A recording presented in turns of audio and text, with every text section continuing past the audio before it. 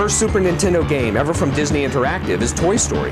When you pop in this game, the first thing you notice is the poor edging on Woody, the main character of the movie and the character you control in the game.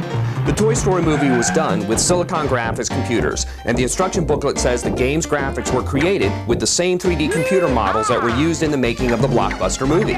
We don't know, however, if the game actually used Silicon Graphics computers. If SGI computers were involved, we suspect they were only used for character animation, because the backgrounds do not have the detailed quality graphics of Donkey Kong Country. As any good devoted game player knows, Donkey Kong Country was created with Silicon Graphics computers and doesn't have edging problems. What's even more strange is that Woody is the only character with edging problems. All the other characters look great.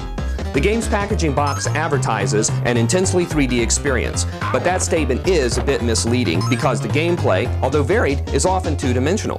One question still remains. Why didn't Disney Interactive use Silicon Graphics computers for the entire game? Were they too expensive? I don't think so.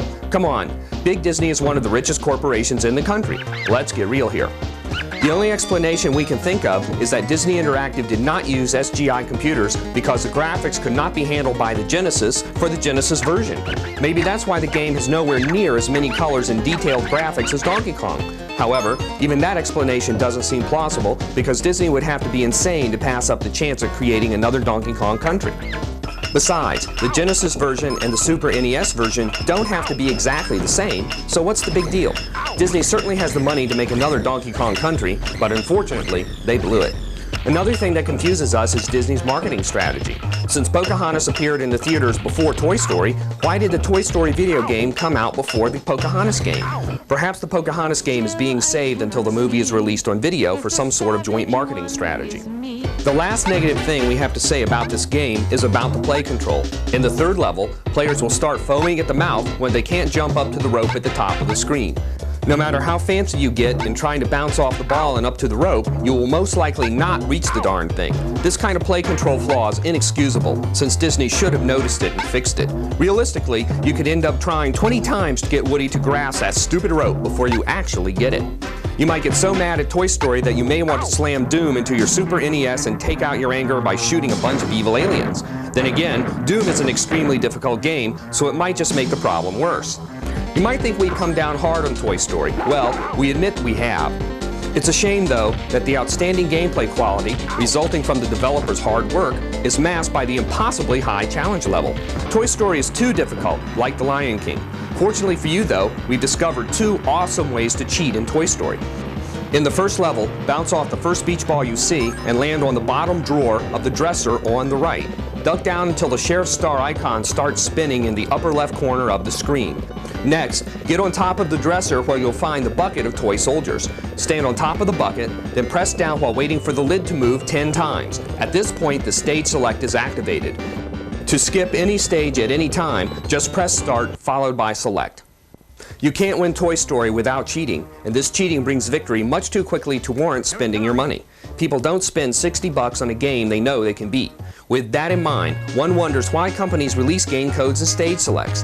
Video game buying has become too much of a game. No pun intended. The game is about finding a game that's not too hard, but not by any means easy. Codes and other cheats make games easy and not worth buying.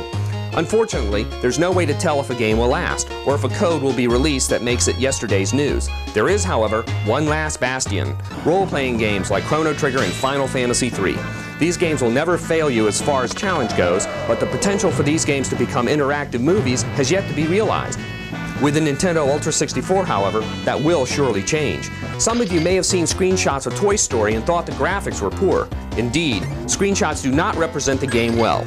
Seeing the game in motion may actually impress you. Although Toy Story's graphics aren't perfect, they are pleasant looking and the gameplay is refreshing. In the first level, for example, you have to let the toy troops out of their bucket. Stand next to the bucket and press A. Then listen.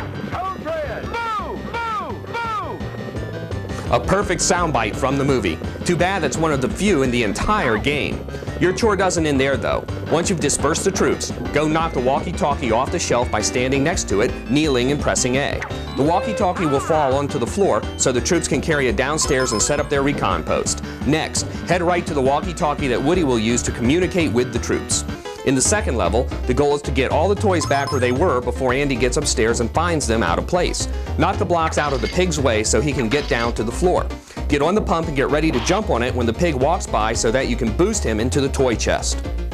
Repeat this process with the little toy robot, then do the same for Rex, the wimpy but lovable green dinosaur. Hey, at least he isn't Barney.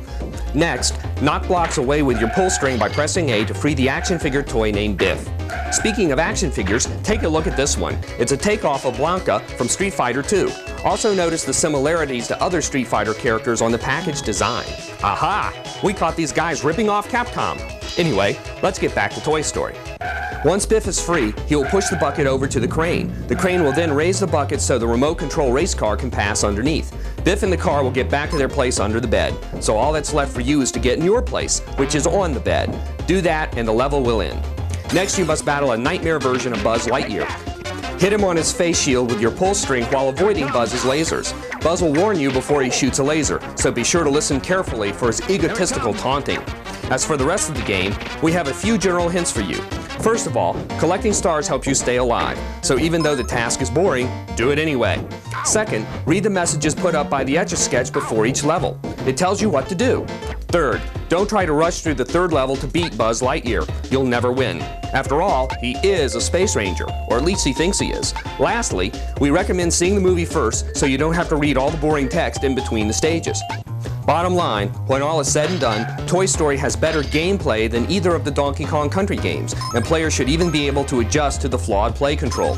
Toy Story's great gameplay is shrouded, however, by frustrating challenge and play control, and the cheating methods destroy what's left of the game after that.